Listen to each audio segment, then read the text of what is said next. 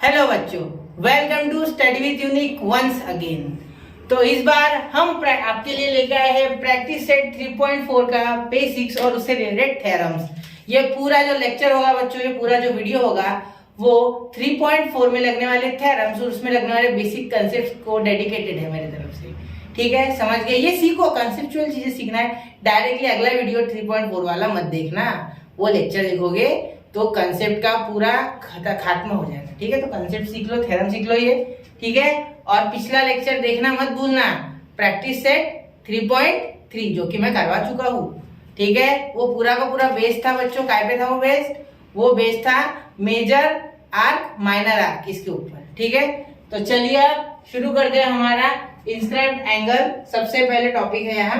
ठीक है, तो चलिए 3.4 का प्रैक्टिस सेट 3.4 के लिए बेस बना दे। बेस फाउंडेशन तैयार करना पड़ेगा ना, तो ज्यादा से ज्यादा आधे घंटे का हो जाएगा लेक्चर। ठीक है, चलो शुरू करूँ। तो चैप्टर कौन सा चालू है आपको पता ही है, third chapter circle, 10th standard Maharashtra board के सिलेबस के हिसाब से ज्योमेट्री मैथ्स 2 का चैप्टर है। ठीक है, सर्कल थर्ड चैप्टर। चलो, तो inscribed angle, what is inscribed angle? अब देखो यहाँ एक सर्कल दिख रहा है, इसमें ये ए बी आर्क दिख रहा है बच्चों। तो ये ए बी आर्क से कनेक्टेड ये ए डी सी एंगल है, बराबर।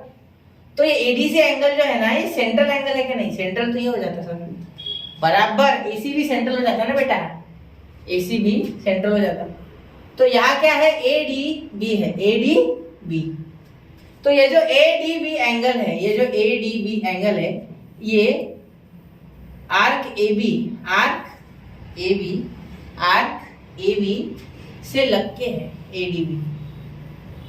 एडीबी आर्क ए बी से करस्पॉन्डिंग है। कैसा है? करस्पॉन्डिंग। आप बोलोगे जुड़ा है, इन दोनों में मेल जोल है। देखो है?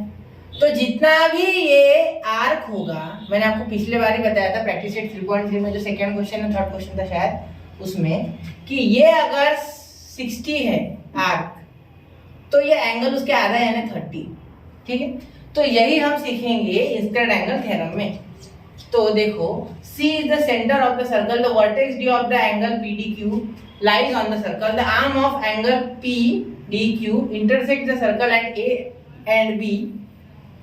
Such an angle is called inscribed angle of the circle or in the arc. समझे? तो ऐसे अगर मैं कोई सर्कल बना लूं, इसमें अगर एक सेंटर बना लूं, तो ये बनने वाला एंगल सेंट्रल एंगल, ये बहुत सेंट्रल एंगल। लेकिन ये चाहिए क्या? नहीं, हमें चाहिए ये वाला जो इसके सर्कमफेरेंस से टच होके है, और ये आर्क को बीच में फंसा ले। ठीक है, तो ये हो गया हमारा इंस्क्राइब्ड एंगल। ये अगर 90 होगा तो ये एंगल 45 होगा। समझ गए?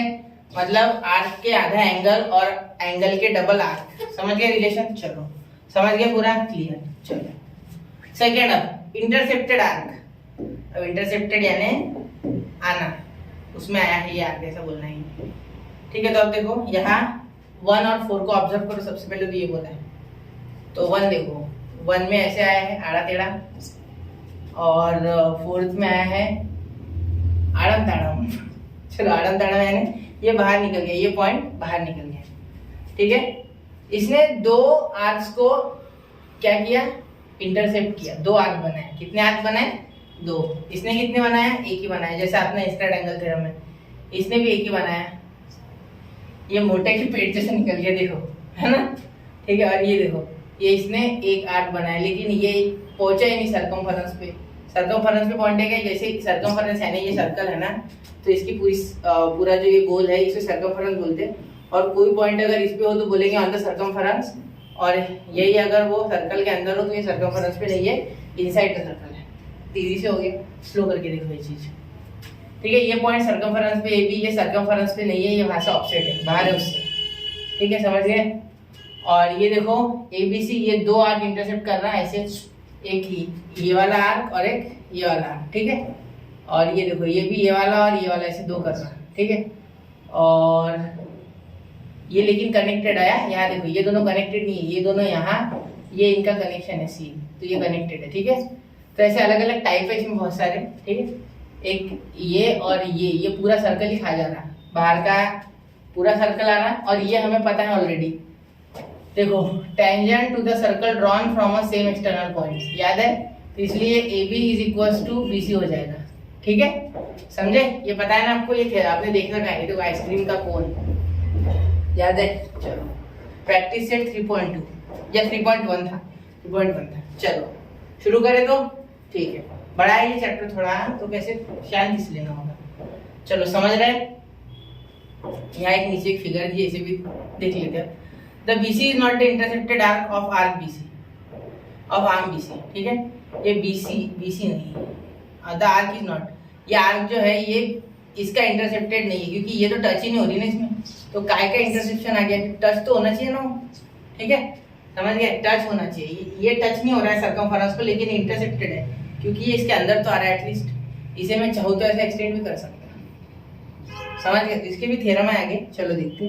तब तक ये समझा दिया मैंने आपको। अब देखो इंस्क्राइब्ड एंगल थ्योरम, ये सब दिमाग में रखते चलो। अब इंस्क्राइब्ड एंगल थ्योरम आपको प्रूव करना है।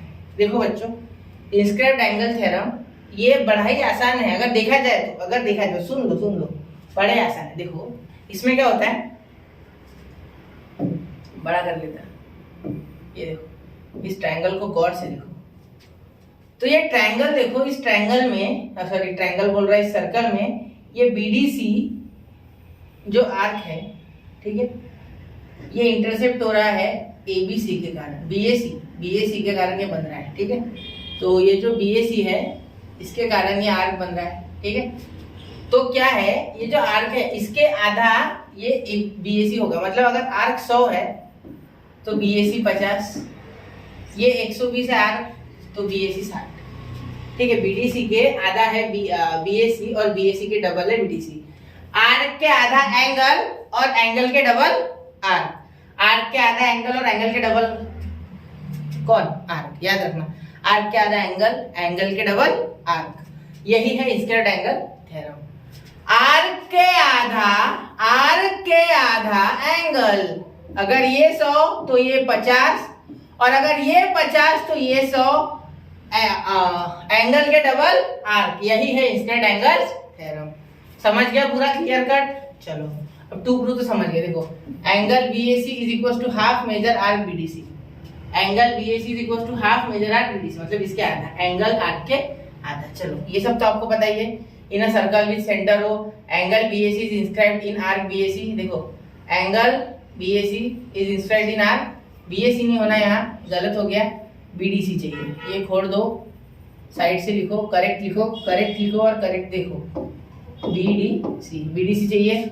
Arc BDC intercepted bye angle, arc BDC ये एंगल के कारण बना, इंटरसेप्टेड कौन सा? बीएसी के कारण बना ना, इसलिए बोला कि आर्क बीडीसी इंटरसेप्टेड आर्क, ये इंटरसेप्टेड आर्क है, मतलब ये बीएसी नहीं होता तो ये आर्क भी एग्जिस्ट नहीं करता, अगर ये नहीं होता तो ये आर्क एग्जिस्ट करता नहीं, ठीक है? समझे? तो इसे बोलते हैं इंटरसेप्टेड आर्क। इंटरसेप्टेड आर्क यानी अगर ऐसा एक सर्कल है, इसमें अगर आप ऐसा एक एंगल बना लो, तो इस एंगल के कारण ये 2 पॉइंट मिल गए यहाँ, और ये 2 पॉइंट के बीच में ये आर्क बन गया, तो इसे बोलेंगे इंटरसेप्टेड आर्क। मतलब अगर वो एंगल जो है, ये एंगल अगर एग्जिस्ट नहीं करता तो ये आर्क भी एग्जिस्ट नहीं करता, ठीक है?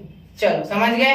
चलो अब construction, draw ray AO, it intersect the circle at E, draw radius OC. अब ये देखो, ये भी कोलिनियर है और ये तो रेडियस ही है, ठीक है? एओई कोलिनियर है और ओसी रेडियस। चलो शुरू करूँ प्रूफ? चलो बहुत आसान है, मुश्किल नहीं है ज्यादा, ठीक है? अब सबसे पहले देखते कि ये जो है हमारा,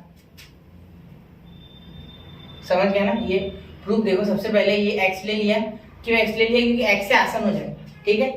अब ये कैसे आया मैं लिख देता सबसे पहले, इन ट्रायंगल एओसी, मैं शॉर्टकट में लिखने वाला इसका प्रूफ, इन ट्रायंगल एओसी, आपको समझने के लिए से, ये पेपर में नहीं आने वाला, टेंशन मत लो। इन ट्रायंगल एओसी, ठीक है, angle COE is an external angle, ये एक्सटर्नल एंगल है, ठीक है?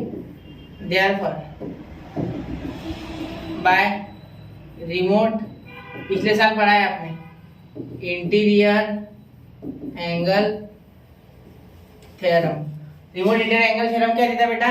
कि ये जो OAC है और ये OCA है, ये दोनों मिला के ये EOC बन रहा है, ठीक है? अब पिछले साल का आपको देखना होगा रिमोट इंटीरियर एंगल थ्योरम। देखो सपोज ये ट्रायंगल है, मैं एक बार बता देता, तो ये एंगल कितना हो जाएगा बच्चों, ये दूर वाले दोनों इंटरनल एंगल के एडिशन यानी अकेला, मतलब ये अगर y ये y तो ये 2y, y plus y 2y, बस समझ गए। तो ये x plus x 2x, therefore angle EOCO, sorry उल्टा लिख दिया मैंने, angle COE is equal to angle CAO plus angle OCA या ACO, देयरफॉर 2x मतलब 2x is equal to x plus x। ये मैंने कहाँ से लिखा है ये आपको दिखा रहा हूँ, angle COE is equal to x plus x, मतलब ये x ले लो और ये इक्वल कैसे आए, तो ये देखो AO और CO ये रेडियस ऑफ सेम सर्कल, इसके कारण रेडियस ऑफ सेम सर्कल होने के कारण एक अगर मैंने x ले लिया तो दूसरा ऑटोमेटिकली x हो जाएगा, क्योंकि AOC आइसोसेलेस ट्रायंगल हो जाएगा। सर आराम से, ठीक है, देखो AO रेडियस है, CO भी रेडियस है, ठीक है, देयरफॉर ये ट्रायंगल जो है ये पूरा ट्रायंगल हो जाएगा आइसोसेलेस ट्रायंगल। तो अगर मैं एक x ले लूंगा तो दूसरा ऑटोमेटिकली x, और x प्लस x 2x। समझ गए इतना, क्लियर है इतना, चलो बहुत ही अच्छी बात है, ठीक है, ठीक है सर, चलो आगे बढ़े, ठीक है। अब ये 2x डिग्री आ गया, अब इसके साथ ये C का रिलेशन देखना होगा, ये सेंट्रल एंगल है ना, तो angle COE is central angle of arc CE, therefore major arc CE is equal to 2x, ये 2x तो ये भी 2x, समझ गए, चलो समझ गए ना, क्लियर है, ये क्लियर है ना आपको, ठीक है। चलो यहाँ अब हम क्या करेंगे, इतना हो गया क्लियर। अब यहाँ हम लिख सकते हैं बच्चों, यहाँ तक क्लियर हो गया आपको पूरा, कोई इश्यू नहीं यहाँ तक, ठीक है। अब ये C2x है, ये भी आपको पता चलेगा। अब आपको ये BC पूरा देखना है, तो BC अब ये कुछ करके आपको BE प्लस CE ये करना है, तो BE आपको नहीं पता, ठीक है, तो आप मैं आपको अलग मेथड दे रहा हूँ इजी वाली, ठीक है। तो आप सिमिलरली ले सकते हैं और यहाँ से BO ड्रॉ कर सकते हैं, जिससे कि ये y ले लेंगे तो ये भी y हो जाएगा, ठीक है, समझ गए, ये y ले लेंगे तो ये भी y हो जाएगा, ठीक है। तो हम यहाँ सिमिलरली लिखेंगे, सिमिलरली इफ एंगल, ये देखो if angle ABAO is equal to y, तो ये ABOBY, तो ये 2y, समझे, तो ये भी क्या हो गया 2y B, समझ गया ना, पूरा क्लियर है, ठीक है। If angle BAO is equal to y, then we can prove that angle BOE is equals to 2y and angle BOE, ज्यादा लिखना नहीं इसमें डायरेक्ट ये सिमिलरली वाला मैटर है, BOE is equals to arc BDE is equals to 2y degree, या BE भी लिख सकते हैं आप, BDE की जगह BE भी लिख सकते हैं, ठीक है, हो गया। ये 2y डिग्री, ये 2x और ये 2y, देखो अब ऐड करता मैं, देयरफॉर मेजर आर्क, यहाँ भी मेजर लिखना था ना, अरे हाँ लिखा ही नहीं मैंने, मेजर आर्क BEC, या हाँ BEC लिखते थे, BDC लिखते थे, BDC is equal to major arc CE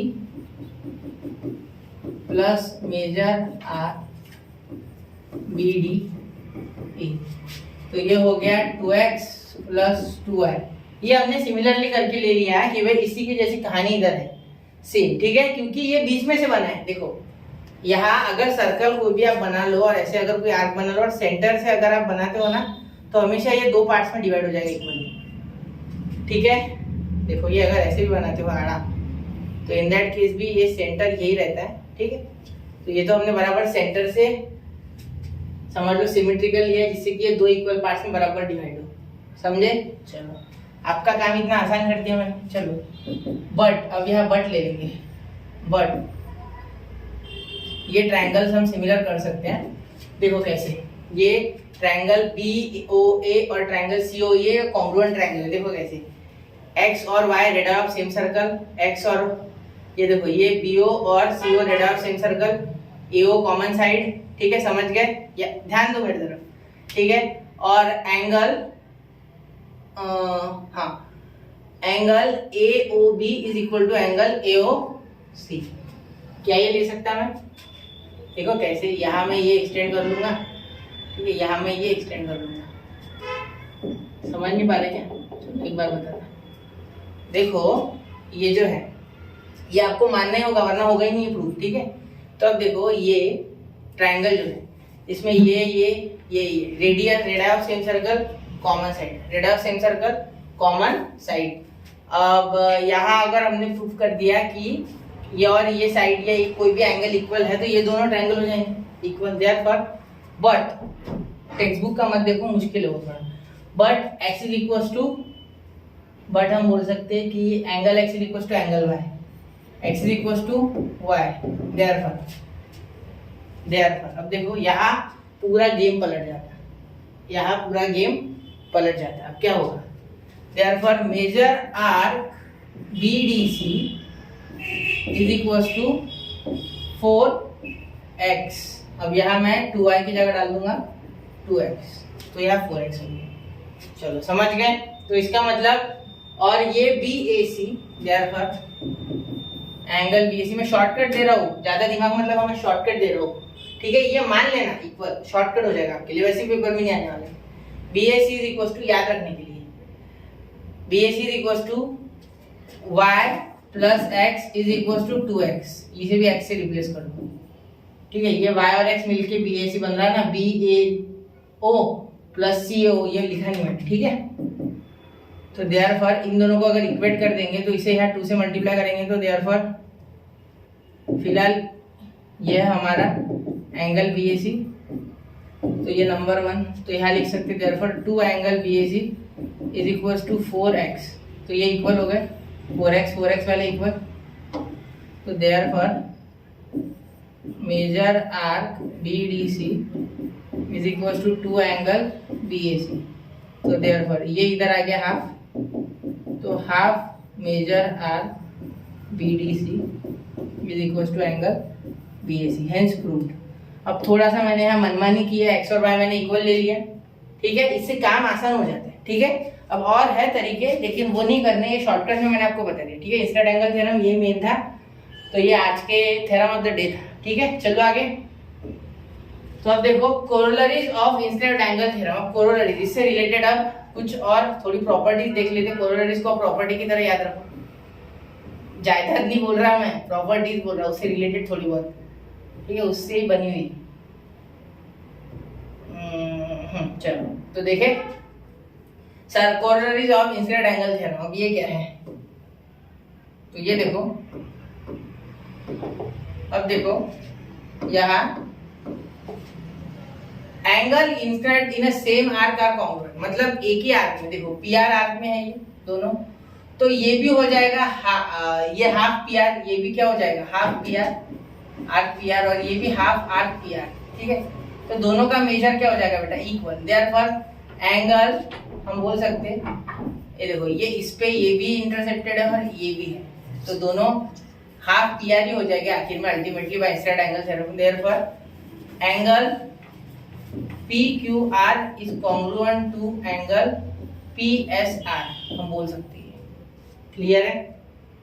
चलो रिलेशन बिटवीन देम, रिलेशन भी दे दिया, सब दे दिया, ठीक है। सब यहाँ के तीनों क्वेश्चन मैंने कर दिए, ठीक है। इसका आंसर है, आप चाहो तो लिख सकते आर्क PR, आर्क PTR लिखा है वैसे, इसका भी आर्क PTR, और इसका angle PQR congruent angle PSR intercepted in same arc, intercepted in same arc. इस स्पेलिंग का थोड़ा देख लेना, सेम आर्क, ठीक है, समझ गए। चलो angle instead in a circle semi circle is a right angle.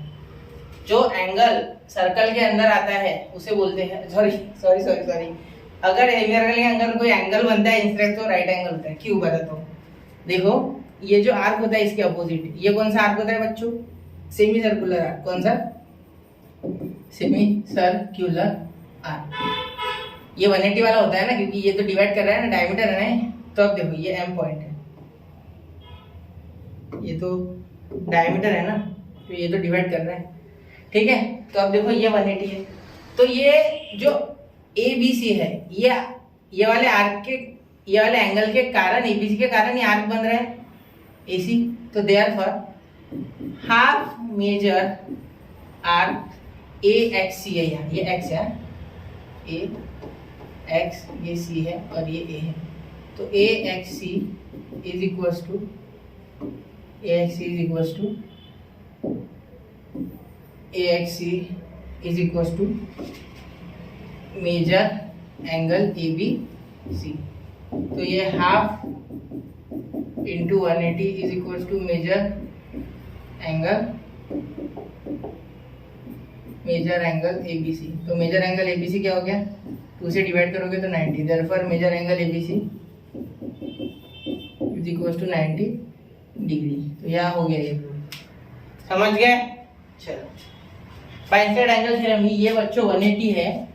देखो ये बच्चों 180 है सेमी सर्कुलर आर्क, तो इंस्टेड एंगल थ्योरम के हिसाब से इसके ये वाला एंगल आधा, तो ये 180 तो ये 90, बस दिमाग मत लगाओ, समझ गए। चलो ज्यादा दिमाग लगाओगे समझ नहीं पाओगे इस चीज को, ठीक है। अब देखो बहुत ही प्यारा थ्योरम है साइक्लिक क्वाड्रेट। अब ये पेपर में ऐसी तरीके से आता है, प्रूफ करने के लिए कभी कभी आ जाएगा आपके स्कूल के पेपर में, बोर्ड्स में ये एक्टिविटी के तौर पर ही आएगा आज तक ज्यादातर बार, ठीक है। तो साइक्लिक क्वाड्रिलेटरल क्या होता है, पहले ये सीखते हैं। अगर किसी क्वाड्रिलेटरल के वर्टाइसेस सर्कल पे हो तो उसे साइक्लिक बोलते हैं। If all the quadrilaterals, sorry all the vertices, vertices यानी उसके पॉइंट्स, वर्टाइस यानी उसके पॉइंट्स, याद रखना पॉइंट्स, क्या points. If all the vertices यानी points of a quadrilateral lie on the same circle, then it is called cyclic quadrilateral. Lie on the same circle, then it is called cyclic quadrilateral. ठीक है। तो देखो इधर देखो, तो if all the vertices of a quadrilateral lie on the same circle, then it is called cyclic quadrilateral. अब theorem of cyclic quadrilateral क्या है, तो थ्योरम ये है बच्चों की ये और ये अपोजिट और ये इन दोनों का मिला के हो जाएगा 180। तो अपोजिट जो एंगल्स होते हैं वो 180 होते हैं, ये है थ्योरम ही है, ठीक है। तो ए बी सी डी यहाँ भर देंगे, ए बी सी डी, ठीक है। Angle B plus angle D 180, angle A plus angle C 180, ठीक है। अब देखो ए बी सी में ए डी सी, तो ए डी सी जो है उसके आधी है ए बी सी, तो यहाँ A D C is equal to half, देखो ए डी सी जो है angle A D C is half of arc A B C. देखो ए बी सी के ए डी सी आधा, इंस्टेड एंगल थ्योरम, ठीक है। जिसने इसके पहले 5 मिनट देखा है उसको समझ गया ध्यान से, है। तो A B C, arc A B C, ठीक है। अब आगे similarly blank is an instead angle of arc A D C.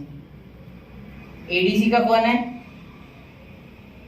ADC का कौन है, देखो एडीसी किसका है, एंगल एडीसी। तो अब एबीसी की बारी, तो एडीसी किसका है, आर्क एबीसी। देखो ये एडीसी आर्क एबीसी के साथ जुड़ा है, ठीक है। तो यहाँ लिख देंगे एंगल ए बी और ये सी, ठीक है। तो देयरफॉर, देखो सुनो, therefore major arc ADC, major arc ADC half is equals to ये ए बी सी, ठीक है। तो अब हम लिख सकते हैं कि A D C plus A B C is equals to 360। अब ऐसा भी लिख सकते हैं क्योंकि पूरा ही कंप्लीट हो रहा है सर्कल, देखो, वरना आप ऐसा लिखो कि A D C plus major angle A D C plus angle A B C is equals to half, यहाँ ए डी सी तो आ गया, इसका साथीदार नहीं आया, arc A B C, arc A B C, ठीक है। तो देयरफॉर इन दोनों को मिलाएंगे तो आर्क ए बी सी, ठीक है। तो ये दोनों मिला के देखो आर्क ए बी सी और आर्क ए डी सी, क्या पूरा सर्कल तैयार हो रहा है, हाँ हो रहा है 360 डिग्री। तो देयरफॉर यहाँ 360 तो हाफ से 360 को कट करेंगे तो 180 पे कट गया, ठीक है, समझ गया ना, 180 पे ये कट गया, तो इसलिए अब हम ये मिटा देंगे। तो देयरफॉर एंगल सिमिलरली इसी तरह अगर आप ये एंगल लोगे और ये आर्क लोगे, ठीक है, और वैसे ही आप इधर ये एंगल लोगे और ये एंगल लोगे और ये आर्क लोगे तो आपका ए और सी वाला भी प्रूव हो जाएगा, ठीक है। तो बहुत ही आसान था, इसे एक बार खुद से करके देखो नोट्स में, आपको समझ जाएगा, ठीक है। मैंने बता दिया आपको, देखो सबसे पहले साइक्लिक क्वाड्रिलेटरल है, तो ये और ये अपोजिट वाले ये दोनों मिलके 180 बनाते हैं, ऐसा बोल रहा है। तो इसे उठाया सबसे पहले DAB को, ठीक है, नहीं DAB नहीं, ADC को। तो ADC के साथ ABC आर्क है और ABC के साथ ADC आर्क है, ठीक है। अब दोनों में आर्क जो है वो एंगल के डबल होता है और एंगल जो है आर्क के आधा होता है, ठीक है। तो उन दोनों को इस हिसाब से हमने ऐड कर लिया, क्योंकि यही बोला है एंगल B और एंगल D ऐड करना है, इसलिए एंगल ABC और एंगल ADC को ऐड कर लिया, इसलिए ये दोनों के आर्क भी ऐड हो गए, ठीक है, हाफ कॉमन निकल के। तो ये आर्क देखो, ये आर्क और ये आर्क मिलके पूरा सर्कल बना रहा, तो इसलिए हमने 360 ले लिया, तो हाफ से 360 को डिवाइड किया 180 आ गया। तो यहाँ D और B का महत्व है एक्चुअली, ठीक है। बाकी का जो है वो इम्पोर्टेंस है, क्योंकि उन्हीं के यहाँ B और D बीच वाले मेन एंगल होता है बच्चों, ये आपको पता है। तो similarly we can prove angle A angle C is equals to 180, ठीक है। अब देखो यहाँ converse of cyclic quadrilateral theorem है, कन्वर्स। अब कन्वर्स में आपको क्या है बच्चों कि यहाँ देखो, यहाँ आपको एंगल प्रूफ करने थे, एंगल दिए हुए हैं और ये क्वाड्रिलेटरल साइक्लिक है, ये प्रूफ करना है, तो ये इनडायरेक्ट मेथड से होगा, ठीक है। ये क्वाड्रिलेटरल साइक्लिक है, ये प्रूफ करना है, ठीक है। तो आप बोलेंगे कि देखो ये जो सर्कल है, मैं आपको बता देता कैसे करना है, आप करके बताओ, नहीं आया कमेंट सेक्शन में कमेंट करो, मैं करा दूंगा। तो देखो ये क्वाड्रिलेटरल है, तो ये इसका सपोज पॉइंट है ABCD।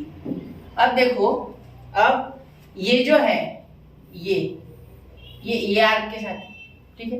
तो ये आप इंस्क्राइड एंगल थ्योरम दोनों में लगाएंगे, इन चारों के लिए इंस्क्राइड एंगल थ्योरम लगाना, उसके बाद चारों या दो या फिर ऐड करना, फिर 360 लेना जैसे उसमें किया था, ठीक है। उसके बाद आपका इंस्क्राइड एंगल थ्योरम यूज कर सकते हैं और उसके पिछले वाला साइक्लिक क्वाड्रिलेटरल का थ्योरम भी। तो आप बोल सकेंगे कि ये सारे पॉइंट जो है वो सर्कल पे लाई करते हैं, इसीलिए ये इनका आर्क के साथ कांटेक्ट रखते हैं, मतलब करस्पॉन्ड करते हैं, इसीलिए ये एक साइक्लिक क्वाड्रिलेटरल है, आप बोल सकते हैं। वरना अगर ये इस पे नहीं आते, अगर ये सी अंदर आता, तो क्या मैं इतने हक से बोल पाता कि ये भाई ये इसके आधा है? नहीं। उस केस में मैंने आपको याद है इंटरसेप्टेड आर्क वाले ये वाले फिगर की बात कर रहा हूँ, आपको नहीं समझा होगा तो एक बार थोड़ा 1 मिनट देखो, 1 मिनट प्लीज। ये देखो, ये वाले देखो, ये बी जो है ये सर्कमफरेंस में नहीं आ रहा, उसके थोड़ा आगे आता, तो मैं उसकी बात कर रहा हूँ कि जब तक वो सर्कमफरेंस पे आएगा नहीं वो साइक्लिक क्वाड्रिलेटरल नहीं बन सकता। साइक्लिक क्वाड्रिलेटरल की डेफिनेशन क्या है बच्चों? देखो, all the vertex of a quadrilateral lie on the same circle, then it is called a cyclic quadrilateral। जब तक सेम सर्कल पे नहीं आएंगे तब तक वो साइक्लिक नहीं होगा। देखो सेम सर्कल तभी साइक्लिक क्वाड्रिलेटरल, समझे? चलो, तो ये आप करके देख लेना, ठीक है। अब ये देखो, ये इंपॉर्टेंट है, ये क्वेश्चन में यूज हो रहा है, ठीक है। 2 points on a given line subtends equal angle at 2 distinct points which lie on the same side of the line, then the 4 points are concyclic। अब क्या बोला है कि देखो एक लाइन AD है, इस पे अगर एक एंगल में बना लूं ABD, एक बना लूं ACD, तो ये दोनों एंगल इक्वल है। क्यों? क्योंकि ये एक ही लाइन पे बन रहे हैं, इसीलिए ये कंसाइक्लिक है। ये पॉइंट्स कैसे बच्चों? कंसाइक्लिक। क्या बोला इन्होंने? कंसाइक्लिक, ठीक है। क्योंकि यहाँ से अगर मैं ऐसे सर्कल ड्रॉ करता हूँ, सपोज देखो ऐसे, और ये ऐसे बन जाएगा मेरा सर्कल, तो ये पॉइंट उसमें आ जाएगा। तो हमने यहाँ देखी थी ये चीज आर्क से रिलेटेड, सेम वैसे ही ये देखो, ये एक आर्क से अगर एंगल बनते हैं तो वहां आर्क छोड़ के सेगमेंट दिए, बस और कुछ नहीं। देखो सेगमेंट की बात कर रही है, ठीक है। तो ये भी एक थ्योरम है, ये इनडायरेक्ट मेथड से आप प्रूफ कर सकते हैं, ठीक है। क्वाड्रिलेटरल ABCD इज साइक्लिक, ये भी आप प्रूफ कर सकते हैं, ठीक है। तो याद रखना, अगर सेम लाइन से 2 एंगल निकलते हैं तो ये साइक्लिक पॉइंट्स होते हैं, कंसाइक्लिक। कैसे होते हैं? कंसाइक्लिक, समझ गए? चलो, तो यहाँ मैंने आपको सारा बेसिक जो था प्रैक्टिस सेट 3.4 के लिए वो सारा समझा दिया। और प्रैक्टिस सेट 3.4 में मिलते हैं, बहुत ही खतरनाक प्रैक्टिस सेट है, मतलब इजी है, कंसेप्चुअल है थोड़ा, तो 8 से 9 क्वेश्चन है। तो चलिए अब मिलते हैं अगले लेक्चर में, तब तक के लिए नोट्स बनाते रहे, पढ़ते रहे, आगे बढ़ते रहे और अगले लेक्चर का वेट करते रहे। जय हिंद, जय भारत।